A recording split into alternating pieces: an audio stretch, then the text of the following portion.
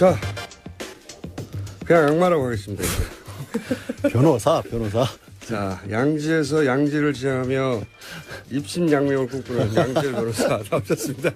안녕하세요. 자, 오늘은 어차피 이제 주제가 하나요, 하나. 그렇죠. 네. 들어가서 나올 때까지 거의 만 하루에 가까워요, 사실. 굉장히 길게 걸렸죠. 근데 검토하는 시간이 더 오래 걸려서 검찰이 준비를 잘한 것 같아요.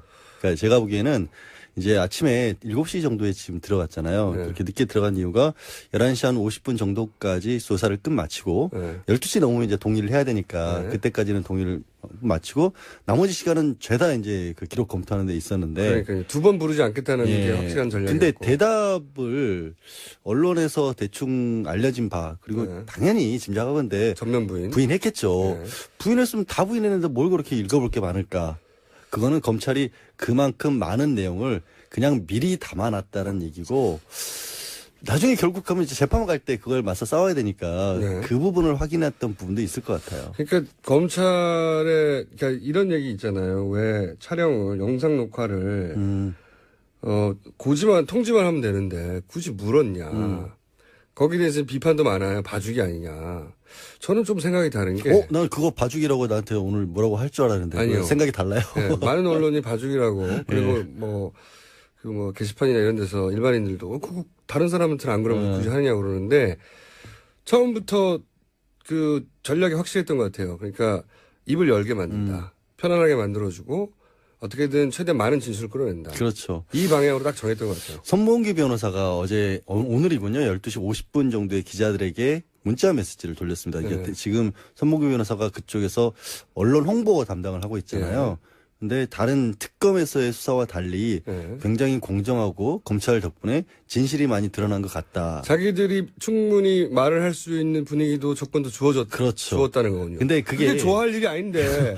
저도 그게 의외인 게 변호사들이 제일 걱정하는 게 말을 많이 하는 거예요. 피고인들이 갔다 와서 할 얘기 다 했어요. 그러니까 제 말이 그거예요. 그거 진짜 걱정하거든요. 그 초보 피의자의 착각인 내가 열심히 진심을 담아서 나를 변호하면 상대방 검찰이 나를 이해해 줄 거야.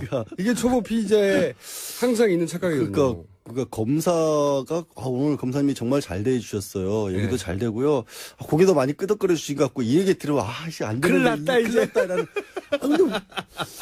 근데 왜 손봉기 변호사가 왜 그러는지 모르겠어요. 그게 이해가 잘 안 가요. 제 생각에는 두 가지 의미가 있는 것 같아요. 하나는 이제 사실 칼자루 이제 검찰이 줬잖아요. 완벽하게.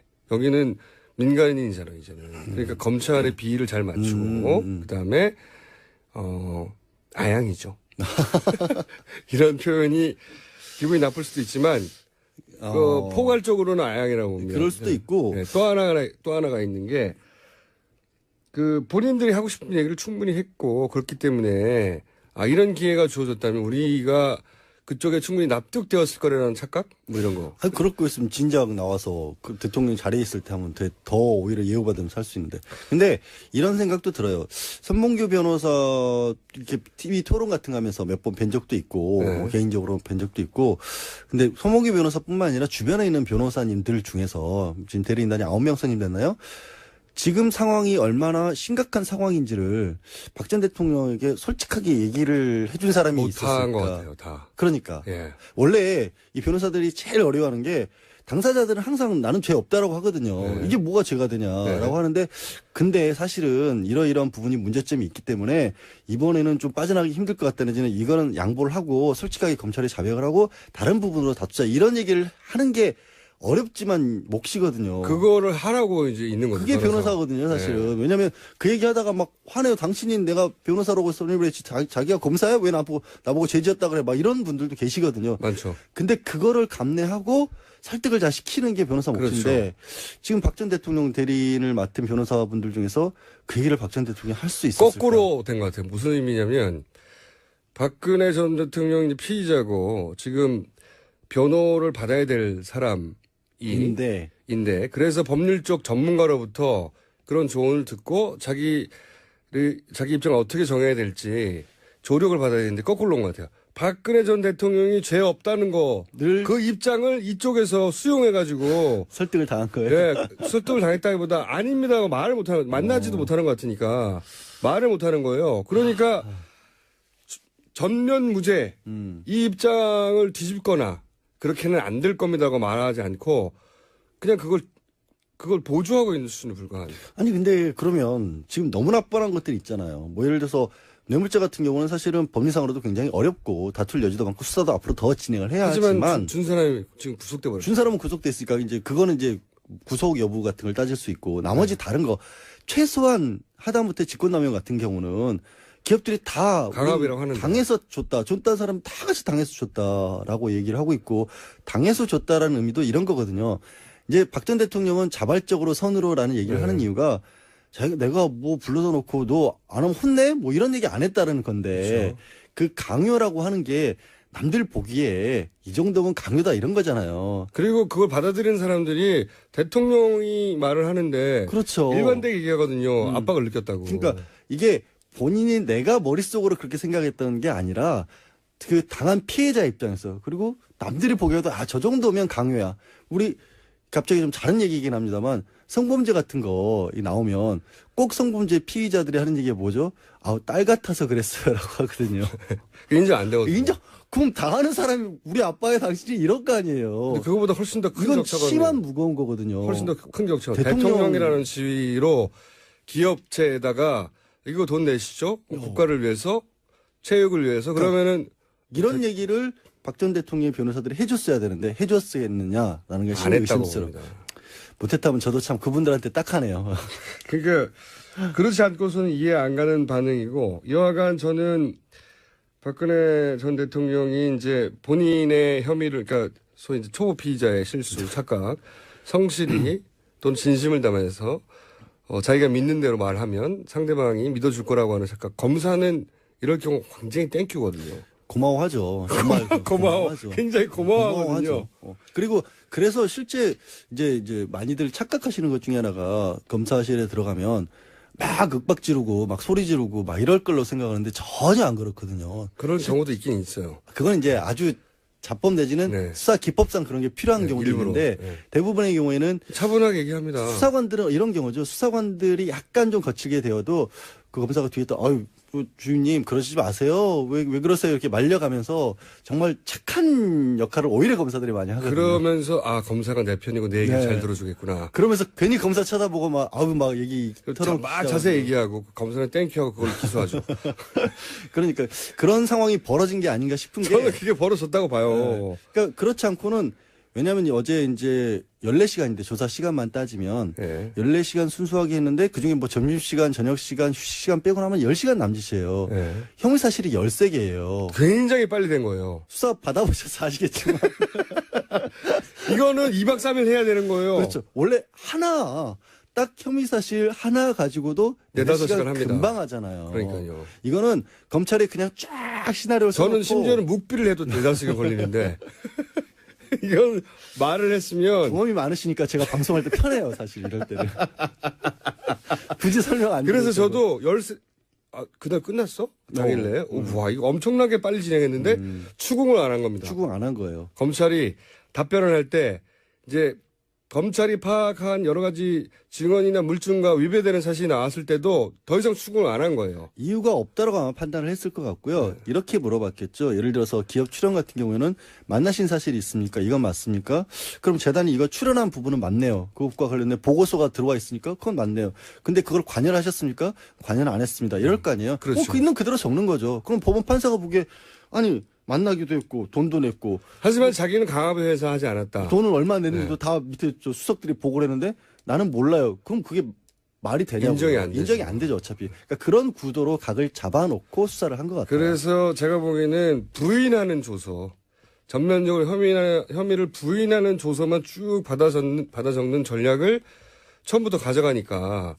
그러니까 사실은 영상 녹화도 필요가 없는 거예요. 영상 녹화는 보통은 혐의를 인정했다가 나중에 법정에 말을 가가지고 바꾸고. 뒤집을까봐. 그렇죠. 그럴 때나 녹화할 필요가 있는 거지. 이거는 전면 부인이면 할 필요가 의미가 없잖아요. 없죠. 그리고 네. 이게 부인한다는 의미가 결국에는 자백을 했을 때. 그러니까요. 그러니까 자백을 했는데 나중에 자백 조서를 사실 기술적으로 꾸미는 경우도 있잖아요. 그러니까 내가 자백을 했다는 사실조차도 본인은 모르고 근데 나중에 알고 보니까 법적으로 자백한 것이었을 때 난 그럴 의도가 아니었다라고 했을 때 영상 녹화를 쓰는 건데 어차피 부인할 건데 전면 부인이니까 사실 영상 녹화를 안 한 게 큰 의미가 없어요. 없어요. 혐의를 인정 안 할 거기 때문에. 그래서 저는 검찰이 이거를 녹화를 안 하면서 그쪽 마음을 풀어주고 검찰이 우리를 공정하고 객관적으로 대하는 거구나 하는 인상을 줘서 더욱 그 말을 끌어내는 편안하게. 네. 왜냐하면 그 그게 전략의 성공이었다고 그 봐요. 말씀이 타당성이 충분히 있는 게 이건 법정에 안 가본 사람, 이게 검찰 수사 안 받아본 사람은 몰라요. 그래서 다 비판하는 거예요. 기자들이 뭘 몰라. 기자들이 수사 한 번씩 받아야 돼. 당신들도 조서를 받아봐야 돼. 가가지고 몇 시간씩. 그러니까. 근데 굳이 이 부분도 어제 사실 손봉규 변호사가 언론에 거부했다라는 표현을 안 쓰면서 하고 본인이 굉장히 싫어했잖아요. 부동이 했다 우리는. 네. 우리가 얘기도 꺼내지 않았는데 검찰이 미리 동의하느냐고 물어보길래 아니 이거는 원래 동의 절차도 아닌데 물어보니까 우리는 부동의한다고 했을 뿐이다. 이거죠. 또 싫어? 싫어요. 이렇게 말한 거거든요. 그러니까 적극적으로 거부한 게 아니라는 얘기를 강조를 하고 싶었던 건데 그러면 생각해보세요. 이게 민감하게 드러날 수밖에 없는 게 특검 때는 영상 녹화하고 그다음에 녹음이라도 하자. 그때는 거부했죠. 이것 때문에 네. 각을 세웠고 이것 때문에 틀어졌다는 걸 검찰이 모를 리가 없잖아요. 그러니까요. 근데 일부러 먼저 그걸 얘기를 꺼내가지고 그러니까 저하고 같은 생각이신데 네. 변호사다 보니까 좀 아시는구만요. 수사를 많이 저는 받으셔서 피의자였다 보니까 알아요. 그러니까. 이거 의미가 없어 이번에는. 그러니까 아니 일부러 준 거죠. 네. 처음 시작할 때부터 그래서 딱 손에 솜사탕 쥐어주고 시작한 거예요. 맞아요. 그건 맞아요. 우리 오늘은 맞지. 오 그러게 그래서 이건 비판거리가 아닙니다. 이거는 잘한 겁니다. 검찰이. 법조 출입만 해가지고는 모르고 조서를 받아봐야 알아요. 이거는 검찰이 겁니다. 예. 각을 잘 잡았다. 그래서 최대한 많은 말을 끌어내게 하는 걸로 각을 잡았고 충분히 수사도 그래서 원래 계산한 대로 이루어졌고 저도 그렇게 생각합니다. 다만 워낙에 얘기한 시간에 비해서는 수사에 기록된 부분이 처음에 준비한 부분도 많았기 때문에 그걸 확인하는 데는 7시간이 걸려야 그리고 했죠. 또 한 가지는 아마 말을 하다가 이게 초보 피의자들이 변호사가 분명히 하지 말라고 한 말들이 있었을 텐데 했을 수 있어요. 그거 나왔으면 정말 엄청난 건데 사실은. 그거를 나중에 다퉜을 수 있어요. 뭐 일부 문구 수정해 달라라고 요청을 한 부분이 있긴 있겠죠. 했어요. 진짜. 그래서 어쩌면 처음에는 한 2시 50분 정도에 나오려고 하다가 네. 갑자기 다시 문 닫고 다시 들어간 거거든요. 그래서 그러니까요. 그 부분에 있어서 약점이 좀 잡혔을 수 있죠. 그거 가지고 실갱이를 했을 수 있습니다. 예. 근데 그거야 이제 막을 수가 없는 게 네. 어차피 변호사 옆에 앉고 어제 2사람이 있었다 그러더라고요. 옆에도 네. 앉고 뒤에도 책상 놓고 앉아 있었고 그런 상황에서 얘기를 한 거니까 이 검찰 수사 받는 과정에서 뱉어놓은 말을 되담을 수가 없잖아요. 법적으로도. 문구를 조금이라도 바꾸려고 했겠죠. 그나마 네. 이런 뉘앙스라도. 이런 취지가 아니었다 예. 정도. 뉘앙스라도. 그러면 그리고 또 이제 비문도 많이 말씀하셨을 테니까 그거야 뭐. 그런 거 좀 정리했을 것이고. 헌법이 어차피 그렇으니까. 자, 그래서 저는 검찰이 사실 그동안 신뢰를 못 받아왔고, 특검의 수사 결과에 비해서는, 검찰이 뇌물죄까지 못 갔고, 여러 가지 미흡한 부분이 우병우를 아예 건들지도 않았고, 그래서 이제 검찰 특수부에 대한 이제 불신이 좀 있었잖아요. 그게 연결돼서 이런 영상 녹화도 잘못한 거라고 비판하는 논조가 많은데 그건 아니었다고 저는 보는 거고요. 그러니까 검찰은 지금 굉장히 쫓기는 입장이에요. 사실은 그 뭐 이게 봐주고 검찰 스스로가 봐주고 하는 상황도 아니고 약간은 억울할 거예요. 왜냐하면 특별수사본부에서 일기 때 수사를 나름대로 바탕을 잘 잡아놨기 때문에 그 위에 특검에서 수사를 한 부분이고 특별수사본부 일기 때도 뇌물을 안 받던 게 아니거든요. 근데 자. 그런 것들을 이어받은 거기 때문에 저는 그 걱정은 좀 안 하는 편입니다. 검찰 전략과 변호인 전략을 따지자면 검찰 전략이 더 좋았다고 봐요. 이번에는. 충분히. 예. 이번엔 좋았다고 보고 그리고 이렇게 되면 이제 남는 게 구속영장이죠. 영장을 불구속으로 하느냐 구속으로 하느냐는 아마 이후 대선에도 일정 정도 영향을 미칠 수 있는 충분히. 빨리 정리를 해야죠. 대선에 영향을 미치지 않기 위해서라도. 그래서 저는 의외로 일찍 영장이 발부될 수도 있다. 영장은 네, 우선 영장이 발부될까요? 구속영장이? 청구. 검찰이 청구를 하냐. 저는 검찰이 청구를 하면 발부는 발부가 아니잖아요. 100%라고 봐요. 법원으로 넘어가는 순간. 발부는 청구를 100%. 할 거라고 보십니까? 청구해야죠. 저는 청구 안 할 이유가 하나도 없어져 버렸어요. 예. 그러니까 어제 결국 저도 이제 그전에도 얘기를 했던 게 영장이 청구가 되느냐 마느냐 박 전 대통령의 태도에 달려 있다. 네. 이 혐의 사실을 다 부인하게 되면 전면 부인하면 검찰로서도 선택의 여지가 없어지는 거예요. 맞아요. 그렇게 만들어 놓고 영장 청구를 안 해버리면 검찰은 다 뒤집어 쓰는 거거든요. 그러니까 혐의는 충분히 그 박근혜 전 대통령에 반하는 물증과 증언과 게다가 이미 구속된 피의자와 완전히 갖춰졌어요. 그중에 빠진 게 이제 본인의 진술인데 본인이 이걸 다 부인했어요. 그러면 내버려두면 안 되거든요. 그렇죠. 아니 다 부인도 아니고 아까 말씀드렸죠. 그런 걸 거예요. 주변의 정황 증거라고 하는 부분들은 인정을 했을 거예요. 그래야 수사에 협조하는 모습을 보일 수 있으니까. 하지만 내가 연루됐다는 부분만 부인을 했을 거예요. 자기 의지는 없다는 거죠. 그러니까 거기서. 그러면 이게 그 서류 자체에서 그것만 읽어봐도 이거는 다 인정하는 게 맞는데 왜 자기는 모른다고 하지가 돼버리는 거예요. 그 조선 내에서 모순이 생기거든요. 그걸 영장을 청구를 안 하면 검찰은 어떻게 하겠어요? 아니 그리고 주변 모든 사람이 이 사람이 알고 있었다거나 나는 그러니까 그리고 법원에서도 이 사람 뇌물 준 게 맞냐라고 했는데 그걸 다 부인해요. 그러면 통상적으로 증거인멸의 위험이 있다고 보는 거거든요. 다 이게 부인하니까. 뭐 도주의뢰라 증거인멸의 우려를 가지고 따질 때 뭐 일부에서 그래도 전 대통령이 어딜 도망가냐. 근데 그게 아시잖아요. 그냥 실제로 도망간다는 의미가 아니라 혐의 사실 자체가 워낙 중대하고 그러면 그런 걸 가장 큰 판단 기준으로 삼고. 그리고 이거는 이렇게 넘어가면 10년까지도 되는데요. 10년 무슨 10년이요 갑자기? 형량이. 형량이 10년부터. 네, 10년부터. 10년부터 10년 시작. 이상. 이게 중하죠. 그렇죠. 죄도 중하죠. 전면 부인했죠. 그런데 거기 반하는 증거는 많죠. 그다음에 뇌물을 줬다는 사람은 구속되죠. 일반적인 경우는 200% 구속이거든요. 200%. 그리고 양지열 변호사도 빠져나가지 못합니다. 절대. 저는 원래 취지가 아까 말씀드렸잖아요. 자백시켜요. 이런 경우에는 자백시켜요. 네. 근데 그게 자백시키지 않는 방향으로 작기 때문에 그게 오히려 함정이 될 거라는 거고 다른 것보다도 지금 혼란스럽잖아요. 이게 계속 집에 있으면 계속 주변에 문제가 생길 거란 말이에요. 밖에서. 근데 본인은 모르는 것 같아요. 박근혜 전 대통령은. 본인이 이게 얼마나 중대한 위험한 피의자로서는 절대절명의 위치에 와 있는지 본인만 모르는 것 같아요. 저 그랬잖아요. 아침에 들어가는 모습 보니까 확 얼굴이 풀려가지고 미소를 딱 짓고 있는 걸 보고 큰일 났다. 네, 큰일 났다가 아니라 저는 그걸 보고 구속이고. 구속되겠구나라는 생각을 했다는 거죠. 보통 피의자들이 좀 말씀하신 대로 나 가서 진술 잘했고 잘 받았어. 그럼 구속되거든요. 네, 맞아요. 그거 정확해요, 진짜. 진짜예요. 변호사들은 다 형사재판에 온 변호사들은 거의 감이 있어요. 그런 감이 그러니까 있어요. 아니 왜 이렇게 웃고 나오냐? 아니 내 말 다 들어줬어. 이렇게 하고 나오는 분들은 다 구속돼요. 네, 그렇죠. 그래서 저도 그 집에 들어갈 때 웃기도 하고 또 저 변호사들이 좋아하는 거 보니까 이거 구속인데 남은 거는 검찰이 구속이라고 하는 어려운 결정 하느냐 아니냐만 남았어요. 그러니까 법리상으로는 안 할 수 있는 여지가 별로가 아니라 아예 없어 보이는 없어요, 상황이에요. 이제 상황이 그렇고 글쎄 고려라면 이제 그럼 정치적인 고려를 해야 할까? 고려죠. 그럼 벌써 이미 주변에서 정치인들이 막 두들기기 시작하잖아요. 저건 뭐 홍준표 지사 같은 경우는 후배 검사들 향해서 뭐 알아서 먼저 눕더라 쟤들은 뭐 이런 식의 얘기를 해서 지금 뭐 다른 어떤 유력 주자가 구속을 해라고 시켜야 그 사람들이 시킬 것이다. 프레임을 먼저 짜는 거죠. 이런 얘기를 해버리고 구속될 경우에는 그것은 정치적인 어떤 예를 들어서 문재인 그 후보 물 보고한 것이다. 보고한 것이다라고 공격하려고 하는 프레임 미리 짜는 걸 워낙 잘합니다. 그 양반이. 그렇죠. 네. 그러니까 그런 것들로부터 사실 영향을 받지 않으려면 원칙대로 하는 수밖에 없어요. 검찰도. 골치 아플 것 같아요. 골치는 아프죠. 골치 굉장히 아플 것 같아요. 아니 야권에서도 야권 나름대로 뭐 일각에서 좀 오히려 야권에서는 구속이 안 되길 원할 수 있어요. 왜 그게 이렇게 오해하시면 안 되는 게 정치적으로 야권에서는 구속이 안 돼서 계속해서 저쪽에서 시끄러워줘야 그렇죠. 오히려 야권에는 집중을 할 수가 있거든요. 선거에는 도움이 된다고 그럼요. 판단할 수 있거든요. 네. 근데 그걸 역으로 뒤집어서 구속이 되면 야권 때문이라고 공격할 프레임을 미리 짜는 거죠. 그러니까 네. 오히려 더 적극적으로 안 나서는 것 뿐이거든요, 사실은. 그래서 이런 것들을 검찰이 왜 고민합니까? 아니 방정식이 너무 복잡해요. 복잡해.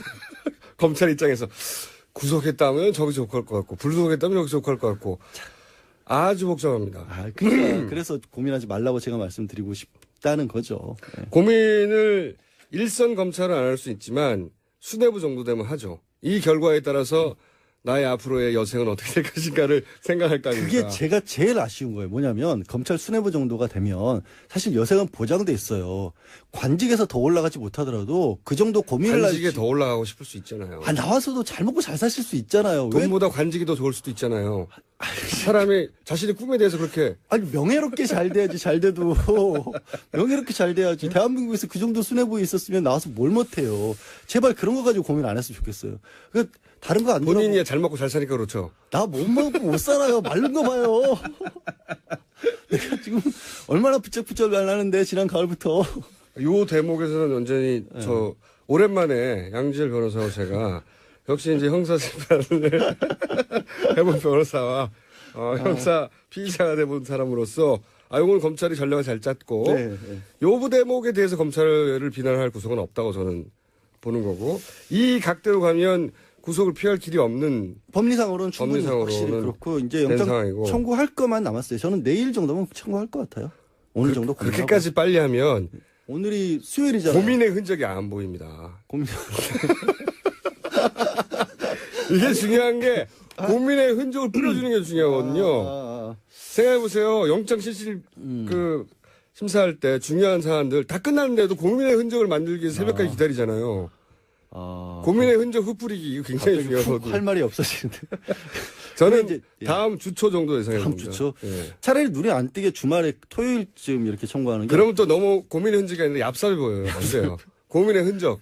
아니 그게 하루라도 좀 서두르는 게 나은 게 영장 청구해서 발부가 되면 구속되면 20일 내에 또 기소를 해야 하잖아요. 네. 그럼 20일 내에 기소를 한다는 걸 계산하면 검찰 입장에서도 지금 대선 계속해서 얘기하다시피 5월 9일 생각을 하면 20일이면 4월 중순이 넘어갈 수 있단 말이에요. 그러면 조금 더 오히려 또 뭐랄까 영향이나 이런 부분 불리할 수 있어요. 하루라도 빨리 쳐주는 게 나을 수도 있거든요. 늦으면 4월 초고요. 네. 빠르면 다음 주도 가능하다고 봅니다. 다음 주도 가능하다. 네, 가능하다. 내일은 안 되고요. 내일은 안 되고요. 고민 흔적 흩뿌리기 너무 이거 급한가? 너무 중요한 급해요? 기술이거든요. 근데 나갔을 때 과연 뭘 막을 수 있을까? 물론 저는 100% 발부가 될 거라고 생각을 합니다만 네.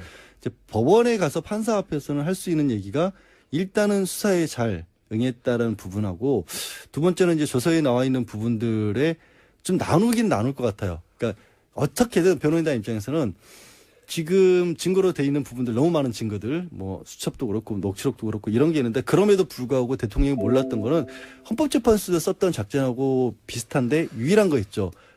무능력 작전. 그거 하나는 카드가 좀 남아있을 것 같기도 하고 그다음에 결국에 쓸 수 있는 거는 그 경제공동체 부분이 너무 어려운데 이게 법적으로는 너무 과거로 들어가야 되거든요. 입증하기 어렵죠. 83년도, 90년도에 뭐 네. 집 샀고 이런 부분들이 사실은 법적으로 인정받기가 되게 어려운 그런데 부분이라서 K스포츠 미르재단 하나만 가지고도 이게 구속 사유가 되거든요. K스포츠 이미. 미르재단은 분명하죠. 헌재도 이미 그렇게 판결을 해버렸고, 그러니까 이제 검찰은 영장을 청구하는 한편으로는 법원에다가 확 던지는 거군요. 그러니까 법원이 고민할 여지가 있는지를 찾아보고 있는 건데 네, 법원도 고민할 여지가 없어 보이긴 해요. 근데 법원도 고민의 흔적 같은 거 남겨야 남겨야 하니까 되니까 아침에 나올 거라고 봅니다. 들어가면 아침에. 새벽도 아니고 이제는 아침까지 계속 안 나올 모든 수도 있어요. 기록들이 참 많이 나오네요. 오늘 박 전 대통령이 수사하면서 기록 검토한 시간도 신기록이에요, 또 신기록이거든요. 네. 20시간 넘게 했던 것이고 네. 7시간 기록 검토기 때문에 뭐 법- 이런 거 가지고 기록을 세우는지 자꾸 모르겠습니다만은 법원에서 영장을 검찰에 청구했는데 발부를 안 하기 어렵죠. 안 하기 어려운데. 증거인멸 부분도 지난해 대통령이 이제 미래와 K스포츠 문제 됐었을 때 증거인멸과 관련해서 뭐 비서실 동원해서 기록들 다 지우라고 했던 부분들이 나온 것도 있고 이번에도 어떻게 보면 청와대 압수수색 안 한 것도 거기에 영향을 끼칠 수도 있어요. 끝까지. 그러니까 이 전략이 일관되게 다 실패했어요. 한 번도 박근혜 전 대통령에게 유리한 판단들을 중간중간에 내린 적이 없어요, 보면. 그게 이때까지. 가능하려면 말씀드린 것처럼 변호인단들이 제대로 된 목소리를 내줘야 한다니까요. 만날 수가 없잖아요. 최근에 양지열 변호사, 또 아무리 말을 하고 싶어도 만날 수가 없는데요. 만나서 제가 좀 말을 좀 드려볼까요? 삼성도에 가볼까? 얘기 좀, 그게 아니라고 지금 똑바로. 지금 거의 유재하 변호사 한 분 유영아, 정도, 유영아 변호사 한 분 정도가 집에 들어가서, 정리해서 전달하는 것 같은데 그분의 성향 자체가 또 강성이었다고 해요, 들어보면. 그러니까 그렇게 친하게 지냈었고, 공천도 그렇게 잘 받았고 하니까. 진짜 문제는 제가 보기에는 발부된 이유입니다. 이번 대선에 미칠 이번 영향력? 대선의 중대 변수 몇 가지 중에 1, 2위를 다투는 변수죠. 근데- 박근혜 대통령이 수위를 입은 모습이 과연 이제 보수 유권자들에게 어떤 영향을 주느냐.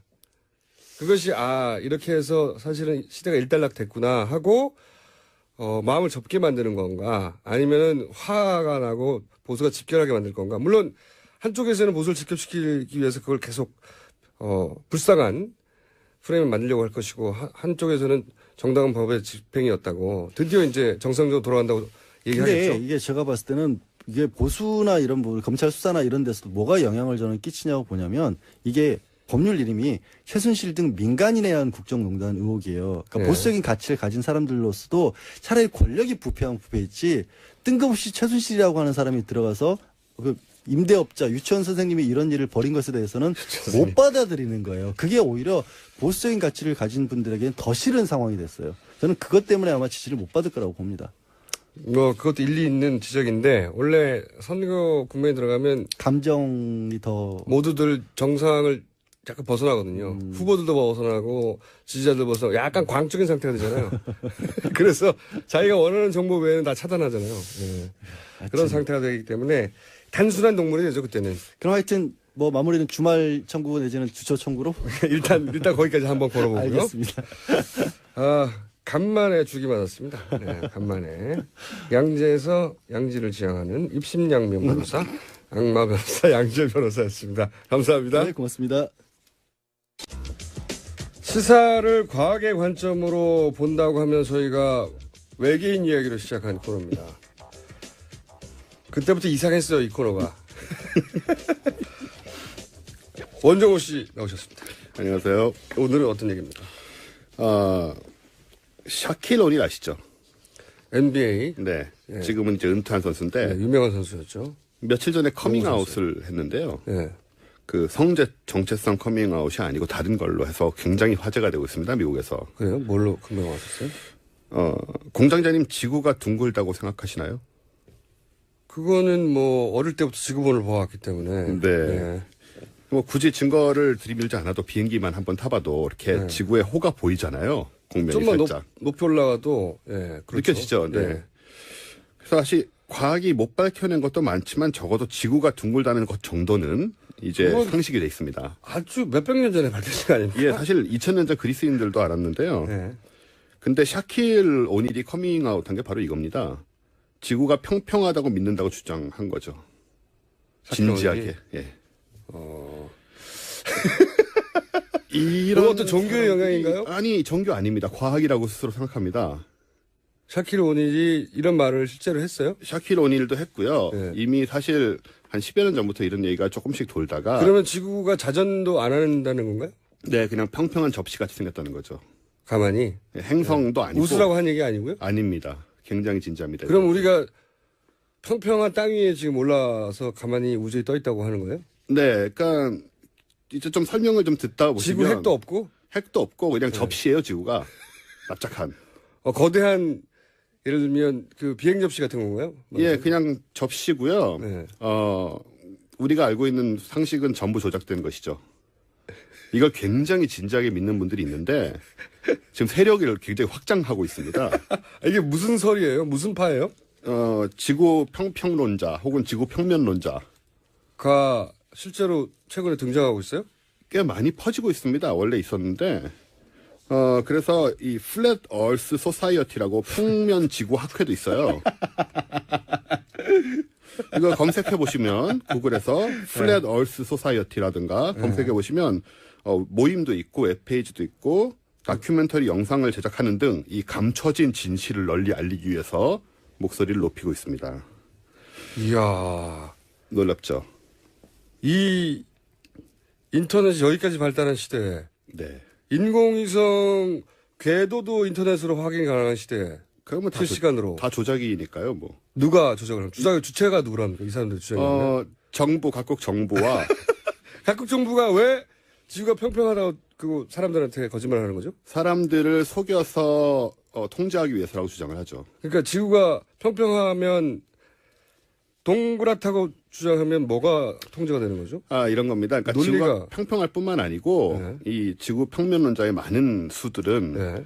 그 위에 마치 그 영화 뭐였죠? 그 왜 도움으로 덮여 있는 세상에 나오던 네. 트루먼 쇼요. 네, 트루먼 쇼. 그런 식으로 지구가 만들어져 있고 아, 우리 삶 전체가 네네. 누군가에 의해서 만들어진 것이고 네, 투명한 돔이 이렇게 세워져 네. 있고 이 원반 위에 미드를 너무 많이 본 것 같은데 이분들이. 그런 것 같기도 해요. 근데 저기 지금 그림을 제가 보여드리고 있는데요. 여기 보시면요. 네.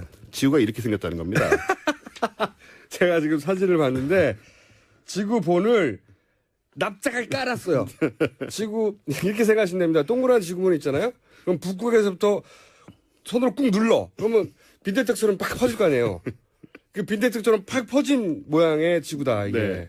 저게 또 근거 중에 하나가 UN 마크가 저런 식으로 생겼어요. 북극점이 한가운데 있고 남극이 이제 그 좌우에 접시처럼 퍼져 있는. 이거는 말이죠. 보이는 라디오니까 한번 보여주셔도 될 것 같아요. 아 인터넷에 잘 안 보일 것 같기도 한데. 안 보이면 알아서 찾아보시고요. 네네. 아 이게 이렇게 생겼다는 겁니다. 이거를 지구가. 믿는단 말이에요? 그걸 굉장히 진지하게 이게 믿고 초등학교 있고요. 때 배우는 건데? 네, 그게 다 거짓이라는 거죠. 이분들은 이제 저 그림을 보시면 아시겠지만 중심에 북극이 있고요. 남극은 존재하지 않습니다.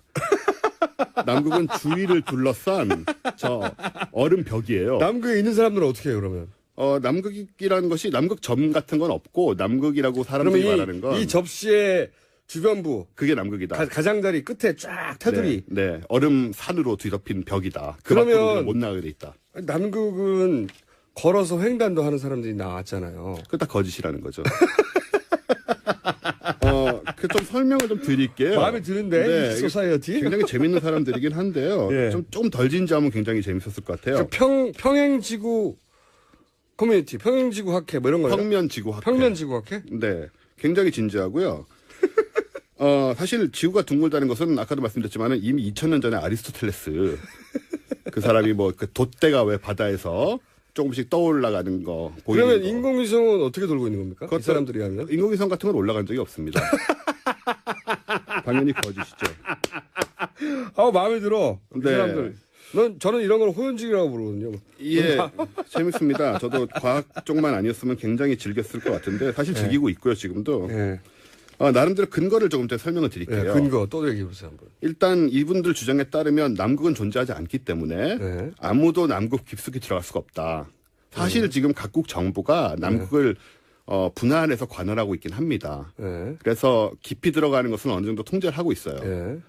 지금 남극하고 저 웹사이트 저 구글에서 찾아보시면 남극이 여행 금지 내진 자제 구역으로 돼 있습니다. 예. 우리나라 정부에서도. 예. 그렇기 때문에 이제 그 배경에는 남극이 정부가 없는 왜 것은 못 가게 하겠냐. 그렇죠. 예. 없으니까 못 가게 하는 없으니까, 거죠. 펭귄은 예. 어떻게?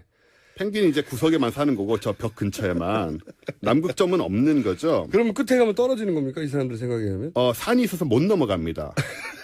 넘어가면 거긴 이제 이상한 세계가 펼쳐지는 거죠. 세상에 못 넘어갈 사람이 어디 있어요? 뭐 그렇다고 주장을 하고요. 예. 근데 제가 그래서 정말 남극 깊숙이 못 들어가는가 하고 확인을 해봤습니다. 허가를 생각보다 쉽게 받을 수 있고요. 아니 자제구역이라고 거기를 하지만. 횡단한 탐험가들이 얼마나 많은데요. 네, 이미 그 1956년에 네. 남극점에 아문센과 스콧이 도달을 했죠. 근데 그때 그것도 조작일 수 있지만 지금 거기에 남극점 바로 옆에 아문센 스콧 기지가 있어요. 아니 근데 어쨌든 예. 또 근거가 뭐 있어요?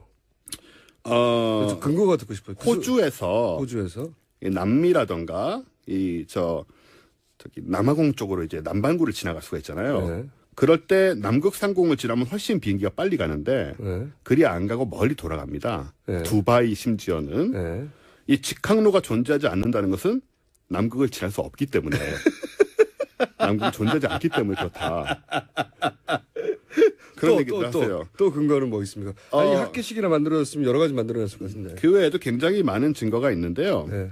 이 사람들 주장은 또 인공위성 사진을 잘 보면 네. 사실 우리가 지구를 찍었다는 것이 한 번에 찍은 사진은 거의 없습니다. 네. 여러 개를 찍어서 찍어가지고 붙이는 붙인 거죠. 거거든요.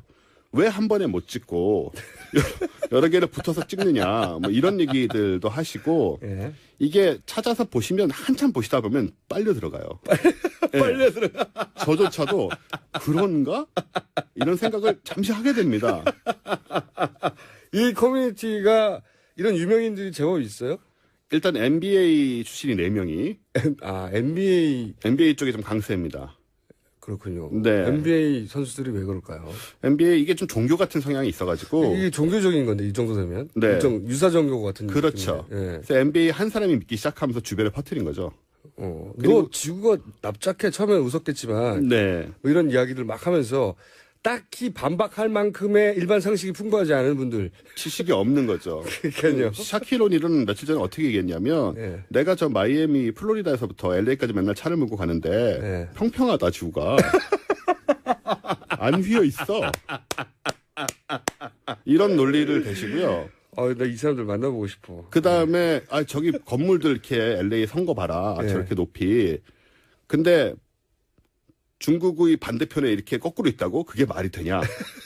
아니야. 중력이라는 개념조차 없는 거군요. 없습니다. 네. 근데 샤키로닐이 교육학 박사거든요.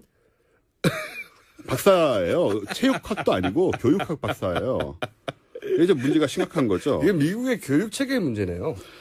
네, 근데 우리나라를 박사를- 포함해서 전 세계적으로 좀 퍼지고 있는 이게 좀 인기 트렌드입니다. 이게. 우리나라에서도 이걸 진지하게 믿는 커뮤니티가 만들어진 적이 있어요. 커뮤니티가 생기진 않았지만 이제 사람들이 솔깃하고 있는. 재밌어하는 수준에 설마 이걸 정말 믿을까요? 저도 그렇게 생각했는데 이 미국이나 이쪽에서 웹사이트 만든 분들은 그것도 다큐멘터리 같은 만든 분들은 다들 다큐멘터리도 있어요? 물론 자작이지만 한 30분짜리 열몇 편으로 만들어진 그래요? 시리즈도 있어요. 거기에 보면 왜 플랫한가가 왜 납작한가가 계속 나와요? 근데 사실 같은 주장을 반복하고 있긴 하지만 나름 열심히 하고 또 이런 사람들 다 이렇게 얘기합니다. 나도 처음에 믿지 않았다. 하지만 이 엄청난 증거 앞에서는 어쩔 수 없다. 이런 주장들을 하고 계시고요. 아니 근데 이게 트럼프 시대에 굉장히 걸맞는 현상 같아요. 걸맞는 현상이죠. 네, 트럼프가 항상 얘기하잖아요. 얼터너티브 네. 또 하나의 진실이 따로 있다고 얼터너티브 팩트라는 말 이상한 네, 말을 네. 만들어냈어요. 정말 말도 안 되는 얘기죠. 가짜 뉴스도 여기서 만들어진 트렌드고 네. 소위 이제 확증 편향 보고 싶은 것만 보는 네. 바로 그런 상태입니다, 이게. 네. 이게 트럼프 시대에 걸맞는 현상이다. 네. 미국이 망해가네요. 예, 그래서 이게 유명인들이 자꾸 이런 선언을 하고 있어가지고 얼마 전에는 한 과학자하고 그 래퍼하고 이걸 가지고 설전을 벌이게 됐어요. 설마 래퍼는 이 커뮤니티에 과학자는 없겠죠? 진짜 과학자는 없는 걸로 알고 있지만 네. 적어도 천문학자, 물리학자는 없지만 또 모릅니다. 앞으로 어떻게 될지. 수학자 중에 있다든가. 뭐 화학자, 생물학자 이런 쪽은 이제 그런 걸 잘. 그래도 그렇지. 아무래도 학자 정도 됐는데 이럴까요? 하긴 뭐 박사학위를 받은 분도 이런다니까. 네, 오늘 박사께서 그렇게 주장을 하고 홈페이지도 계시고요. 굉장히 그럴듯하네요. 그렇듯합니다. 지금 홈페이지가 보시면 제가 지금 보고 있는데 이게 허접하게 만든 홈페이지가 아니라 뭐 포럼도 있고 굉장히 네. 방대한 스토어도 있네요. 스토어. 저 플랫얼스를 믿는 네. 지구 평면론을 믿는 사람들을 지칭하는 표현도 있는데 플랫얼서예요. ER 붙여가지고 네. 저는 고유명사들이 이미 만들어져 있는 어. 저기 지금 화면에 나오지만은 저 NBA의 유명한 선수들 은퇴한 네. 선수들이 굉장히 진지하게 주장을 하고 계시고요. 표정 굉장히 진지해요. 이 절대 장난이 아닙니다 이게. 너무 진지해서 바보같이 보이는데 약간 굉장히 진지한 표정으로. 이분들은 좀 뭐랄까 사명감 같은 게 있는데요. 본인이 그걸 정말 절대적으로 신뢰하면 네. 사람들에게 진실을 알려주고 싶었죠. 그럼요. 싶겠죠. 우리가 트루먼 쇼 같은 삶을 살고 있는 거니까 이 지구 평면론을 알리는 것은 그 각국 정부의 압제와 음모에서 벗어나서 진실과 자유를 얻기 위한 숭고한 노력인 거죠. 그럼 예. 이분들 얘기에 따르면 지구만 플랫할 리가 없잖아요. 일단 나머지는 생각을 잘 안 하십니다.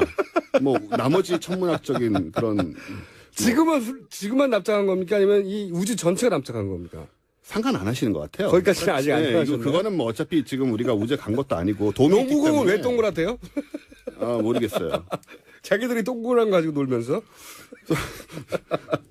도움이 잡혀있기 때문에 달에 간 적도 없고 아예 모든 게 다 거짓이고 벗어나 본 적이 없다. 네, 로켓이 가다가는 이제 터진다는 거죠. 도움에 부딪혀서. 그런 드라마가 있어요. 도움으로. 알고 있습니다. 저도 네. 미드가 있는데 네. 예, 미드 그와 드라마. 약간 비슷한 개념의 그런 거를 너무 많이 봐가지고 그런 것 같기도 하고.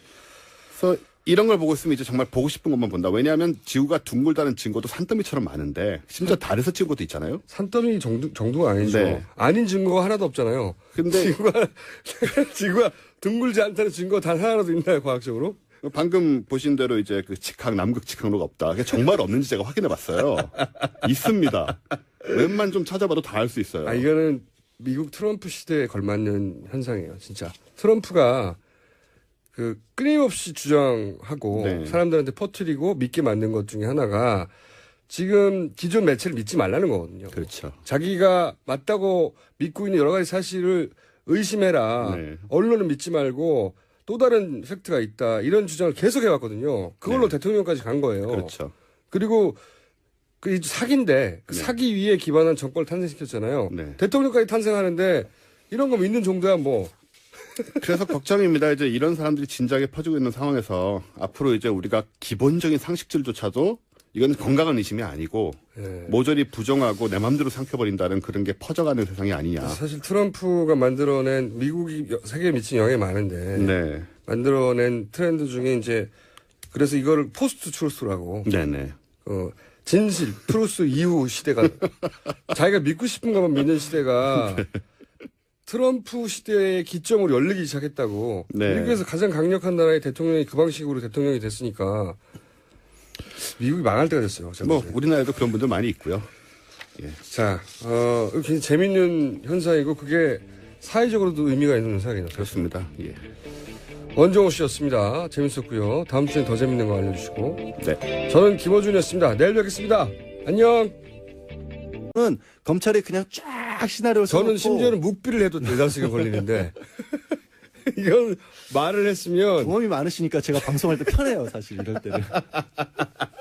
굳이 설명 안 그래서 드려도 저도 그날 끝났어? 당일에?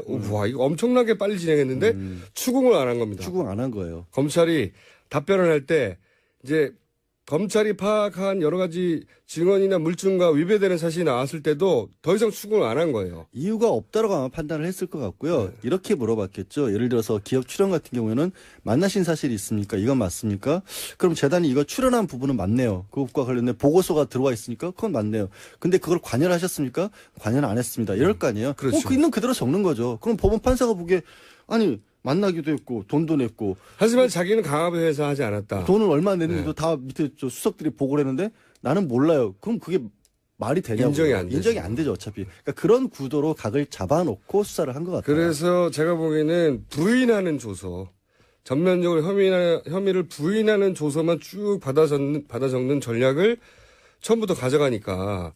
그러니까 사실은 영상 녹화도 필요가 없는 거예요. 영상 녹화는 보통은 혐의를 인정했다가 나중에 법정에 말 가가지고 바꾸고. 뒤집을까봐 그렇죠. 그럴 때나 녹화할 필요가 있는 거지. 이거는 전면 부인이면 할 필요가 의미가 없잖아요. 없죠. 그리고 예. 이게 부인한다는 의미가 결국에는 자백을 했을 때. 그러니까요. 그러니까 자백을 했는데 나중에 자백 조서를 사실 기술적으로 꾸미는 경우도 있잖아요. 그러니까 그러니까요. 내가 자백을 했다는 사실조차도 본인은 모르고 근데 나중에 알고 보니까 법적으로 자백한 것이었을 때 난 그럴 의도가 아니었다라고 했을 때 영상 녹화를 쓰는 네. 건데 어차피 부인할 건데 전면 부인이니까 사실 영상 녹화를 안 한 게 큰 의미가 없어요. 없어요. 혐의를 인정 안 할 거기 때문에. 그래서 저는 검찰이 이거를 녹화를 안 하면서 그쪽 마음을 풀어주고 검찰이 우리를 공정하고 객관적으로 대하는 거구나 하는 인상을 줘서 더욱 그 말을 끌어내는 편안하게. 예. 왜냐하면 그 그게 전략의 성공이었다고 그 봐요. 말씀이 타당성이 충분히 있는 게 이건 법정에 안 가본 사람, 이게 검찰 수사 안 받아본 사람은 몰라요. 그래서 다 비판하는 거예요. 기자들이 뭘 몰라.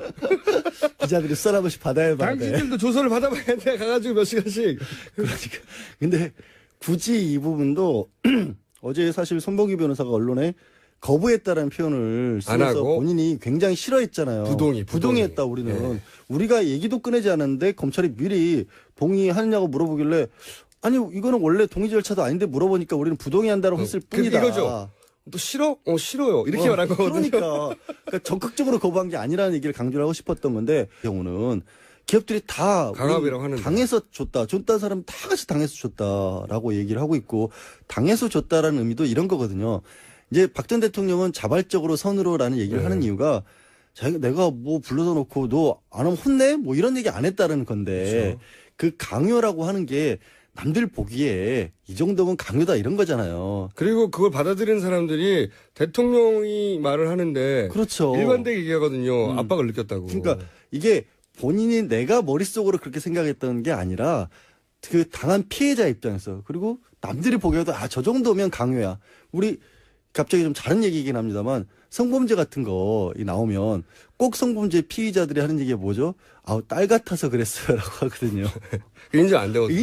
그럼 당하는 사람이 우리 아빠의 당신이 이럴 거 아니에요. 근데 그거보다 훨씬 더 큰 이건 격차가 심한 무거운 거거든요. 훨씬 더 큰 격차가 대통령- 대통령이라는 지위로 기업체에다가 이거 돈 내시죠? 국가를 위해서 체육을 위해서 그러면은 이런 얘기를 박 전 대통령의 변호사들이 해줬어야 되는데 해줬겠느냐라는 게 안 심히 했다고 의심스러워. 봅니다. 못했다면 저도 참 그분들한테 딱하네요. 그러니까 그렇지 않고서는 이해 안 가는 반응이고 여하간 저는 박근혜 전 대통령이 이제 본인의 혐의를 그러니까 소위 이제 초보 피의자의 실수, 착각, 성실히 또는 진심을 담아서 자기가 믿는 대로 말하면 상대방이 믿어줄 거라고 하는 착각. 검사는 이럴 경우 굉장히 땡큐거든요. 고마워하죠. 정말 고마워하죠. 굉장히 고마워하거든요. 그리고 그래서 실제 이제 많이들 착각하시는 것 중에 하나가 검사실에 들어가면 막 윽박 지르고 막 소리 지르고 막 이럴 걸로 생각하는데 전혀 안 그렇거든요. 그런 경우도 있긴 있어요. 그건 이제 아주 자법 내지는 네. 수사 기법상 그런 게 필요한 네, 경우도 일부러. 있는데 네. 대부분의 경우에는 차분하게 얘기합니다. 수사관들은 이런 경우죠. 수사관들이 약간 좀 거칠게 되어도 그 검사가 뒤에 또 아유 주임님 그러시지 마세요. 왜 그러세요? 이렇게 말려가면서 정말 착한 역할을 오히려 검사들이 많이 하거든요. 그러면서 검사가 내 편이고 내 얘기를 네. 잘 들어주겠구나. 그러면서 괜히 검사 쳐다보고 막 아우 막 얘기 막 자세히 얘기하고 검사는 땡큐하고 그걸 기소하죠. 그러니까 그런 상황이 벌어진 게 아닌가 싶은 게 저는 그게 벌어졌다고 봐요. 그러니까 그렇지 않고는 왜냐하면 어제 이제 14시간인데 조사 시간만 따지면 네. 14시간 순수하게 했는데 그중에 뭐 점심시간, 저녁시간, 휴식시간 빼고 나면 10시간 남짓이에요. 네. 혐의 사실이 13개예요. 굉장히 빨리 된 거예요. 수사 받아보셔서 아시겠지만 이거는 2박 3일 해야 되는 거예요. 그렇죠. 원래 하나 딱 혐의 사실 하나 가지고도 4-5시간 합니다. 금방 하잖아요. 그러니까요. 이건 자, 그냥 양말하고 가겠습니다. 이제. 변호사. 자, 양지에서 양지를 지향하며 입신양명을 꿈꾸는 양지열 변호사 나오셨습니다. 안녕하세요. 자, 오늘은 어차피 이제 주제가 하나예요, 하나. 그렇죠. 들어가서 나올 때까지 거의 말 하루에 가까워요, 사실. 굉장히 길게 걸렸죠. 근데 검토하는 시간이 더 오래 걸려서 네. 검찰이 준비를 잘 한 것 같아요. 그러니까 제가 보기에는 이제 아침에 7시 정도에 지금 들어갔잖아요. 네. 그렇게 늦게 들어간 이유가 11시 한 50분 정도까지 조사를 끝마치고 네. 12시 넘으면 이제 동의를 해야 되니까 네. 그때까지는 동의를 마치고 나머지 시간은 죄다 이제 그 기록 검토하는 데 있었는데 그러니까 2번 부르지 않겠다는 게 확실한 전략이었고. 근데 대답을 언론에서 대충 알려진 바 그리고 네. 당연히 짐작하건데 전면 부인. 부인했겠죠. 네. 부인했으면 다 부인했는데 뭘 그렇게 읽어볼 게 많을까. 그거는 검찰이 그만큼 많은 내용을 그냥 미리 담아놨다는 얘기고 나중에 결국 하면 이제 재판 갈 때 그걸 맞서 싸워야 되니까 네. 그 부분을 확인했던 부분도 있을 것 같아요. 그러니까 검찰에 그러니까 이런 얘기 있잖아요. 왜 촬영을 영상 녹화를 통지만 하면 되는데 굳이 물었냐. 거기에 대해서 비판도 많아요. 봐주기 아니냐.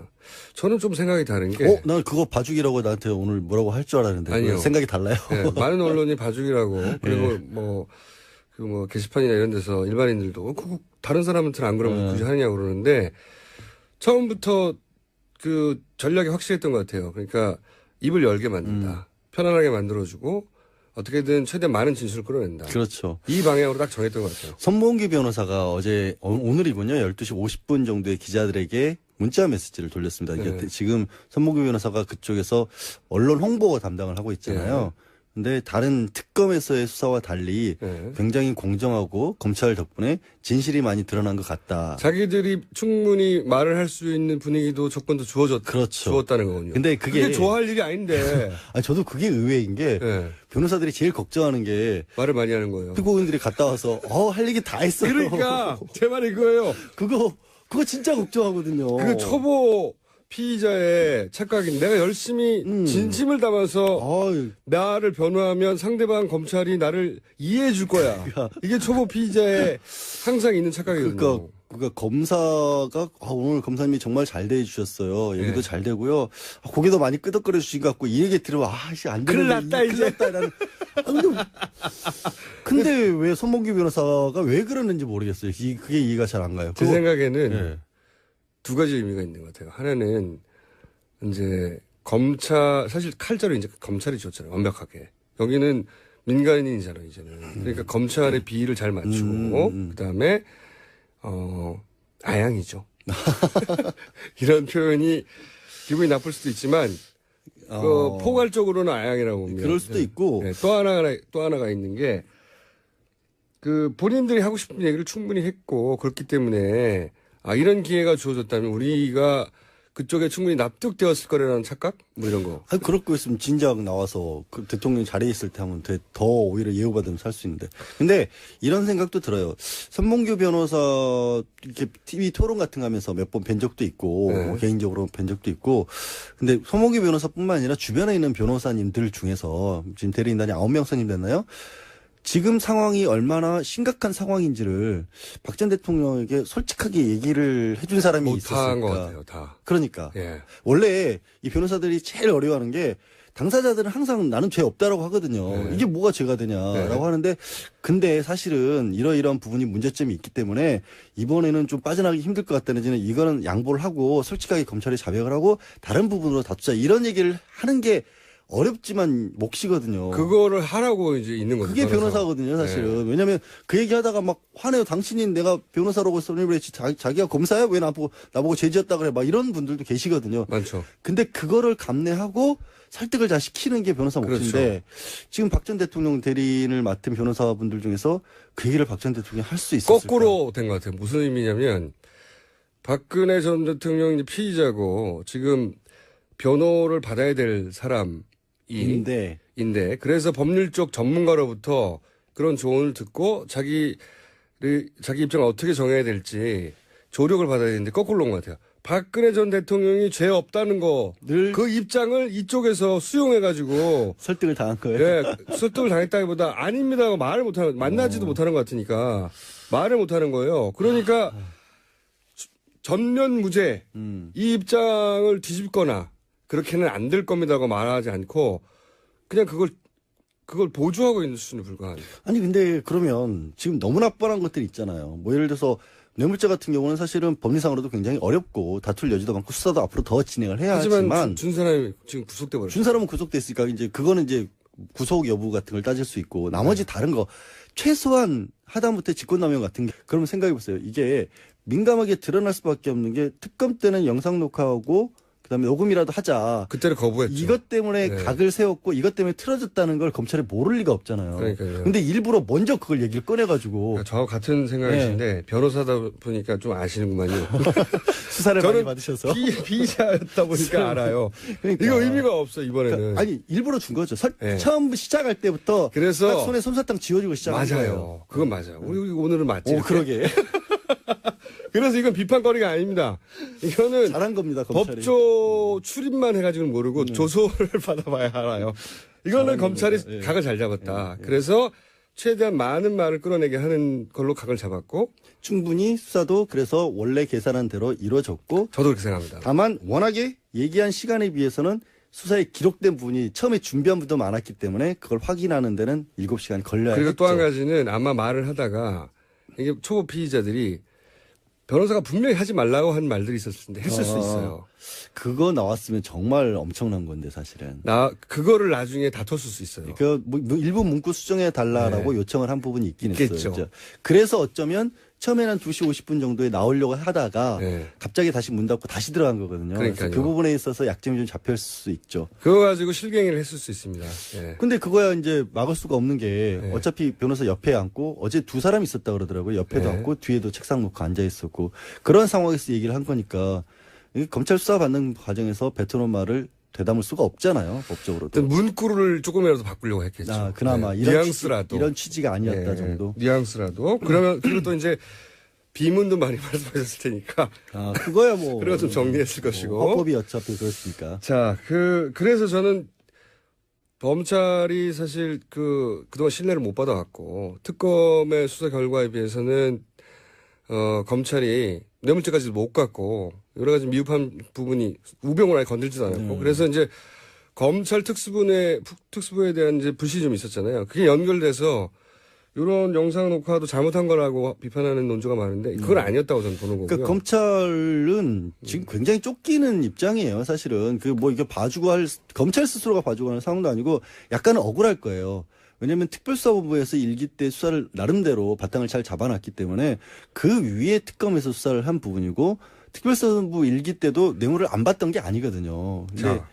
그런 것들을 이어받은 거기 때문에 저는 그 걱정은 좀 안 하는 편입니다. 검찰 전력과 변호인 전략을